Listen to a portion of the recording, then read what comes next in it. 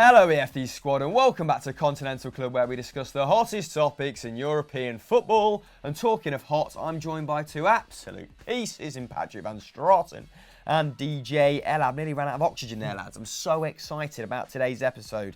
First question, let's get straight in, comes from Azure Organisation. And he's asked, who are your underdogs in the Champions League this season? Now the groups have been drawn. That was, of course, yesterday in Monaco at 6 p.m. First and foremost, what is your favourite group before we directly address the question? Starting with you, PVS. I think it's probably Group B. I think it's Barca, Spurs, Inter and PSV Eindhoven. Tasty. And PSV are probably going to be the whipping boys in this group, but they're difficult enough that I don't think you can play a reserve team against them. And the other sides, pretty much anything could happen. Obviously, Barcelona have elite level talent, but I think their manager is not as good as Pochettino or Spalletti. Spalletti, I think, has been linked with replacing Pochettino at Spurs when he eventually moves on. So it could be an interesting audition for that. I think that they've really strengthened this season. They're an outstandingly good defensive side, certainly were last year. And you'd expect that they're going to play reasonably compact and try and hit on the counter, certainly against Barcelona. Spurs, I think, over two legs are pretty much a match for anybody in Europe. The only question is whether they've got the depth to sustain, a run for the top four in the Premier League and Champions League football. They could end up playing Moussa Sissoko away at the Camp Nou. Then again, they did that at the Bernabeu last season. Didn't work out that badly. You do worry about them having to prioritise the league should someone like Harry Kane or Dele Alli get injured, or Eriksen. Yeah, but I think in a way their style of play is always going to create chances, and certainly it will be interesting to see how they match up with two of the better sides in the group stage. So I think that you could see pretty much any combination of those three sides making the second round. PSV, I think, are pretty likely to finish fourth. And whoever doesn't get out of this group could be a real threat in the Europa League as well. So that is very, very true. Strong pedigree in that group. Zachary Jelab. Yes, sir. I've picked Group C. Actually, it could be the group of death, to be honest. They've got PSG, Napoli, Liverpool, and Red Star. Oh, Red Star. The really good. I think the atmosphere at the Red Star games are going to be very interesting. Yeah, if they're not football is going to be shocking. Played behind closed doors, that is. Yeah. Because I think it's the first time they've been back in the Champions League for a few years now as well. Liverpool have made some great signings in Naby Keita, Fabinho, Alisson. If they had Alisson last season in the Champions League final, who knows what could happen then.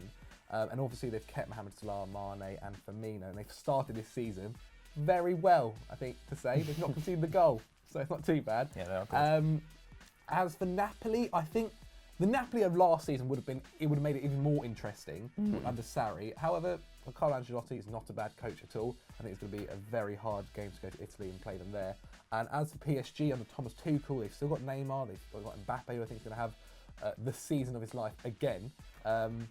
I just feel it's going to be a very interesting game. So those three between PSG, Napoli and Liverpool. And again, as you said last time, whoever finishes third on that, very good chance of winning the Europa League. Yeah, there's a very interesting clash of styles. And I say clash very loosely because they're quite similar. I mean, PSG versus Liverpool, I think, could be match of the group stage. However, I've opted for Group H, Juve, Manchester United, Valencia and Young Boys, because much like the groups you've mentioned, the top two aren't exactly set in stone, are they? Now, Valencia have strengthened recently. They've finally signed Gonzalo Guedes till 2024, I believe, for £40 million. We spoke about that all last week. He had a great campaign last year on loan there before he got injured. Juve, of course, this means Ronaldo returns to Old Trafford. There's a nice narrative there. They've just been unbelievably consistent. They've had a summer, a strange summer, and maybe they've not strengthened significantly, but the stature of the club has gone through the roof. There's a real good feel-good factor around the old lady at the moment, which is a striking comparison to Manchester United, who go into the group stages of the Champions League not knowing their best formation, not knowing their best 11. Jose has missed training. His future is in doubt. Will Zidane come in? So they enter the Europe's most prestigious competition underneath a cloud. And Valencia, extremely solid. Not the greatest start to the season, admittedly, but last year, consistent starting 11, consistent system under Marcelino, very defensively sound, will harass anyone from the front backwards, some very defensively minded forwards as well. So they're a very hard team to break down. I think Juve and Valencia might slip through, you know. Yeah, I think so as well. But young boys will be fun as well. They press so high, they'll be so aggressive. That'll be quite fun to watch. But to directly address Azor Organisation's question, we've opted for 3 teams, haven't we, lads? We've taken 1 each. Who's yours, Pato? Mine is Ajax. Ajax are in a group with Bayern, Benfica and AEK Athens. And while Benfica have some good players, I wouldn't say that they're stronger than Ajax straight out of the gate. For the first time in a long time, Ajax are going to be probably favourites for the Eredivisie, and after they made the Europa League final 2 years ago, they've kept that core together and strengthened with some experienced players too. So you now kind of think that they might be a difficult team for clubs to play in the Champions League. They've obviously got David Neres, who was contributing to a goal or assist every 90 minutes last season, Donny van de Beek, Matthijs de Ligt, Frenkie de Jong, who looks like he's on his way to Barcelona, maybe next summer.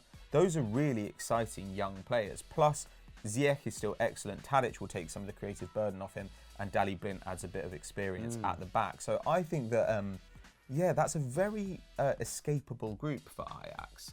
And they could probably think about coming in second. I think Bayern are obviously going to be comfortable winners. Really good start to the season from Tadic. Were you surprised that no one came in for Ziyech?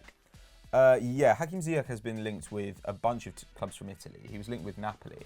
And frankly, I thought that a team like Southampton, or actually my pick was Leicester, after Riyad Mahrez left, would have been a good fit for him. They needed somebody to play off the right, somebody with creative ability, somebody with a great dribbling. Last season, he led the Eredivisie in shots per game, in chances created, and I think he was 3rd in dribbles, which is pretty remarkable, really. So I am surprised nobody's come in for him, especially seeing as he's apparently got a release clause of something like 18 million euros. But he remains at Ajax, and I think he'll probably win a title come next summer. Ooh, I think they're better equipped than PSV. I don't think PSV are that great. For the Eredivisie. Herving Lozano, spearheading them. Jahan Bash is gone now, though, I suppose. Zacharias, who have you opted for? If you couldn't tell by my yes and French there, it's a French team, Lyon. They're in a group with Manchester City, Shakhtar Donetsk and Hoffenheim, and obviously the winners I think are going to be City. That second place between Shakhtar and Hoffenheim is going to be very interesting. They've managed to keep Nabil Fekir, who was linked to Chelsea. However, apparently the Blues rejected that due to his previous injuries, who last season was contributing to a goal every 0.9 times per 90. So basically a goal or an assist every single game. So it shows how key he is. And if he doesn't get an injury this season, he could be the main reason why they get second place in the Champions League. They've also backed themselves up in defence, bringing in Denea to feature alongside Marcelo. Oh, I really wanted Denea at Celtic. Anyway, sorry. No worries. They're also the 4th youngest side in the competition. Ahead of them is PSV, Monaco and Ajax. So it's looking really interesting. The one downside is that they've lost Mariano to Real Madrid. And he was a key player for them last season. He's took 2.9 shots per game and scored 18 goals. However, according to expected goals, he was kind of lucky because he was meant to have only scored 13 in 2,500 minutes. He was taking a lot of shots from outside the box, right? So I think of those 2.9, 1.1 were outside the box, which is alarming because, okay, he's having a fair amount of shots, but are they quality shots? Exactly. As opposed to pot shots. I feel they'll be fine because they've still got Bertrand Traore, they've got Depay as well, and I kind of feel if it's between them and Hoffenheim, I don't think Shakhtar Donetsk are going to get through. I'd probably push them to do it, to be honest. Yeah? Nice. I like Lyon. But I've gone for Schalke, who finished 2nd in the Bundesliga last season under the guidance of 32-year-old Domenico Tedesco. Do you like him, Pat? Do you rate him? They're quite a boring defensive side. They were pretty lucky to finish 2nd last season. Solid, I'd say. But they are certainly, they're very. A Schalke game is always really boring. But that's because Schalke want it to be boring. It's like Burnley a little bit. Yeah, and he was kind of using the tools he had at his disposal because that was an unlikely finish, wasn't it? 2nd. RB Leipzig dropped off, Dortmund dropped off, but it'll be a lot more interesting this season. Now, they've made a couple of decent signings. They bought Uth in from Hoffenheim on a free. Only one German scored more than him in the Bundesliga last season. Who was it? Let me know in the comments below. They also brought in Sebastian Rudi from Bayern for around 16 million euros, I believe, and acquired Omar Mascarell. Now, Rudi, very decent considering they lost Goretzka to Bayern, so they've shored up that central midfield option, and he definitely had a lot more to offer than he displayed at Bayern last season. Very short on minutes, wasn't he? Now, quickly going back to Mascarell, who was plagued by foot injuries last year, if he can sort of bring back his form from a couple seasons ago to the fore when he played defensive midfield for Eintracht Frankfurt, then he'll be a real acquisition, averaging around 5.5 tackles and interceptions from that position. So very capable of being a destroyer, and maybe, like you said, perfect for Schalke because they like to muddy up games on occasion, don't they? Big boots to fill though, as they did lose Max Meyer and Goretzka, so it'll be up to those players to emulate that sort of form going into this season. Now, Schalke can count their lucky stars really for their group in the Champions League, as they're a pot 3 team. Quite easily top it, Lokomotiv Moscow, Porto, Schalke and Galatasaray if they sort of come together, and the return to Gelsenkirchen for Hervedez after 18 years at the club. He now plays for Lokomotiv Moscow. So another nice little narrative there. Probably won't get as much press as Ronaldo to Manchester United. But what is your favourite group and who is your underdog? Let us know in the comments below. Time for quick fire questions now. Come on, let's get up for this. Zach's tired after last night, went to an Adidas event. Film with the little P, that's coming out on FDFC next week. If you can't wait for Personal Mastermind, go and check out Ryan Sessegnon. Did he come top? Who was top before him? Harry Winks? Ooh. Someone else? Thomas Muller? Thomas Muller was 3rd or 4th. Anyway, getting into Henry W75's question. Maybe this is Henry Winter. You're a big fan of Henry Winter, aren't you? There we go. And he's asked, who will win the Europa League this season? The big teams are Chelsea, Arsenal, Lazio, Marseille and Milan. Some underdogs that I've got down here: Leverkusen, Besiktas, Zenit, Villarreal, Sporting, Fener, Real Betis, who I actually think could be pretty decent in this tournament. Acquired William Carvalho. So, yes, anyway. And Leipzig. What I want to ask you first, lads, is as an Arsenal fan, as a Chelsea fan, do you respect the tournament? Do you want to be in it? Do you want to win it? Or do you see it as an inconvenience? Starting with you, Zacharias. I think, do we want to be in it? No, but we are. So we've got to kind of deal with it. And I think because we are, we have to win it. I think it's a great opportunity to get back into the Champions League, especially with how tough now the top 4, top 6 is. You know, one of them's got to drop out. And the fact that we're in the Europa League, it gives us that kind of a second chance to, okay, now especially that we've got under Sarri, if we don't get in the top 4, we still have a second chance of getting back in the CL, which I think we've got to look at positively. Do I think we'll win it? Yes. I think it's hard to say that until the other teams in the Champions League are in, because it's hard to tell, you know, who you're going to come up against. Yeah, because the teams, like we said earlier, Hoffenheim could drop out of it. Lazio is also very hard. But unless there's a disaster, I think that the best team to come out of the Champions League into the Europa League this season will probably be whoever drops out of Group B, which is likely to be Inter. And in that case, I still think Chelsea are more talented than Inter. I'm feeling positive for Chelsea this season in terms of this is why I feel happy that we're in there, because I don't think we're going to get in the top 4 this season. Because of having these games on a Thursday, and that's not a bad thing, because then if we win the Europa League, then we're back in the Champions League next season. I think our idea about how hard the Europa League makes league play is based on the fact that clubs tend to move up to the Europa League and then to the Champions League. So you see clubs having to build a squad to compete on 2 fronts. Whereas actually, when a club drops down from the Champions League to the Europa League, they've already got an enormous squad. Chelsea's squad is comfortably big enough to deal with those extra games. Yeah. And it didn't really affect Arsenal in the first half of last season. In fact, they were worse over the second half of the season when they had fewer Europa League games. So, I mean, from Chelsea's point of view, your second team is going to be good enough to roll over pretty much anyone in the group stage. Well, and it'd be nice to see some of that talent get the minutes, right? This is where you see maybe Ruben Loftus-Cheek starting, maybe even Barkley, and arguably Christensen at the moment, because he doesn't look like he's getting into the first team squad. Well, Hudson-Odoi maybe as well, Ruben Loftus-Cheek, really give it Tammy Abraham. Yeah, that is true, that is promising. It's then also, the biggest problem with Chelsea I find is even if they do perform there, will they even get actually first team minutes in the Premier League, which is what we need them to be getting, especially like and then because obviously Mason Mount's at Derby and you want him to start getting into the squad. It's a and Ampadu as well, another very talented player. Minutes nonetheless, though, mate. Minutes nonetheless. But the more so for me is, will there be quality minutes? Will it matter too much, or are we just playing them just for the sake of it? because for me, I want to see Ruben Loftus-Cheek starting, but this is a whole other question that I feel I'm getting too passionate about. Basically. I know there are 10 or 12 decent sides in the Europa League, and if they get minutes against those, then to me that's as good as minutes against like Cardiff. I don't see what the difference is. Fair enough. Like if you get Ampadu playing against say Marseille, I would rather have that experience than playing against like a Mark Hughes team in the Prem.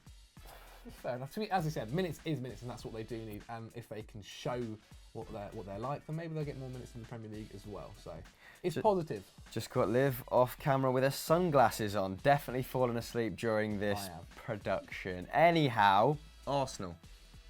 Arsenal are pretty well set up for this, you'd have to say. They've got a lot of attacking depth. Midfield depth has actually drastically increased over the summer. The question is, how are they going to play in it? Now, Emery, I think, is obviously pretty experienced in this tournament. He's won it 3 times, but it remains to be seen whether we're up and running. The fortunate thing is Arsenal have enough talent to probably get out of the group stage no matter who they get drawn with. And you'd have thought that then by the time they're playing the knockout stages, the defence will be a little bit better. The team will understand what Emery wants a little bit more. And of course, this season, Aubameyang will be eligible to play in the tournament, whereas last season he couldn't. So I think that Arsenal will be a danger to anyone. I'd say that they're probably one of the 2 best sides in it, along with Chelsea. But would I back us to beat Chelsea to it? No, I would hope that somebody else knocks them out before we get there. An Arsenal-Chelsea final, that'd be I wouldn't be surprised. That'd be very fun. I feel like the winner is almost certainly going to come from either the Prem or from Italy this season, because when you look around, those are probably the best clubs in it. Yeah, that's probably a fair assumption there. One more, because they've not been so quick this week before we move on to personal question. Notice the lack of plural. At Yashir74 has asked, who are the top 5 managers in the world at the moment? Oh, let's not go through this one by one. Are we all in agreement that Pep is the boy at the moment, number 1? Yeah, 100%. Number 2 is Pochettino. Say it at the same time. Pochettino. Number 3 is Brendan Rodgers. Come on. Okay, who else is in this conversation for you two? Sarri, Jurgen, Tuchel, Conte, Conte. Simeone, Allegri. Simeone's third. I'll put Klopp third. In all seriousness, I'm going Pep, Allegri, Poch. Sarri, Poch, Jurgen. Yeah. All right, let's move on. Let's move on to personal questions. Next first personal question and last personal question, because we're running out of time, comes from Josh Williams at 42, and he's asked, lads, if you could be on another YouTuber's show / channel, what would it be and why? Shut up. KSI, get me in a boxing match, get me paid $1 million. Because you and Kieran sort of grew up watching a lot of KSI, didn't you? You probably watch more YouTube than me and Pat. Yeah, what did you enjoy about KSI? Early days? Latter days? I don't know, when you're 13, I guess, when it's just like being a bit of a dickhead, wasn't he? But you just kind of found it kind of that's cool. kind of his brand. More so now, I just think that boxing match with Logan Paul is like very smart, and the money they've made from that and the exposure is very impressive. Anything like that, I'm happy where I am. Yeah, you're just pure FD, aren't you, mate? Yeah, bleed FD, mate. It's just green that comes out of me until we change our colour, and then it'll be whatever. Quality. Patrick? I'm not really sure who's doing interesting stuff on YouTube. I think that YouTube's I think it's a little bit stale at the moment. It's a lot of people doing much the same stuff. Like, there's no point going on Fantano because I just don't have the music knowledge to like make it worth having me on there. I mean, Hot Ones would be fun though. Hot Ones would be fun. You get to eat hot wings, you get to talk about yourself. What more could you want? Though I'd like to be on the one with Jeff Goldblum because he is so unbelievably good looking at his age. I just want to get his tips. He has no right to have the amount of sauce he has at 60 years old. He's dripping. He's like one of those big bottles at Nando's. No, his sauce has increased over the years. Yeah, and it was pretty good when he was young. He's an absolute sort. Did you see that photo of him with 10 rings on as well? Oh yeah, I want him to be in a movie. He can pull off 10 rings. I want him to be in a movie with Adam Driver playing his son. Perfect. Synergy. Yeah, I've come up with that just now. What about you, Hamill? Okay. What have I watched lately? A lot of Dan Mace. Yeah. Just because he has a filmmaking background, I quite enjoy Dan Mace. Oh, you've missed out on Yes Fury. Zach absolutely loves Yes Fury. Yes Fury. We'll be clipping this out and sending it to you. Look at the forlorn look on his face. I forgot to mention Yes Fury. He literally pitched everything Yes Theory did to us for for the last 6 months. But yeah, a bit of Dan Mace, like jumping in an ice bath with Kevin Hart. That's not a bad strand, is it? It's quite funny, quite entertaining. Lions Den was actually quite good. I enjoyed that. Yeah, Lions Den with Craig Mitchell was good over the World Cup. Cooking channels. I quite like. You just eat a pound of glue. Oh. Or that thing where they chop things in half. Is Shoe Nice dead yet? I'll chop Jelab in half. No. What percentage of gammon he's actually made of. We've stopped that. It's finally gone. Right, Let's anyway. not bring it back. Anyway, clearly we're all a bit tired. It's the end of the week. We've made an extraordinary amount of content this week. Yeah. Hope you enjoyed it. If you didn't, what else could they try? Balls up. I'm on balls up. Zach's on balls up. Everyone's on balls up right now. You've been on it as well. It's almost as if we work next to him. Yeah, pretty much. In the same building, using the same people. Yeah, great show. Agony Uncles with Pat and Joe. Bit of an unlikely duo, but he made you were pissing yourself, weren't you? You thoroughly enjoyed. Why are we an unlikely duo? dynamic. We've been working together it's a nice, since you were just a twinkle in Dave Jackson's eye, mate. No, but it's a nice clash of styles. Is more what I meant. I do find Joe quite funny, as well as annoying. Yeah, and he is very funny on that episode of Agony Uncles. He is. Bountiful amounts of both. The cutting room floor though, littered with filth. Unbelievable. Yeah. Jelab, tell him to like and subscribe. Please do that. It really means a lot to us. And have a good weekend. God, the end of this was so laboured. I'm so tired.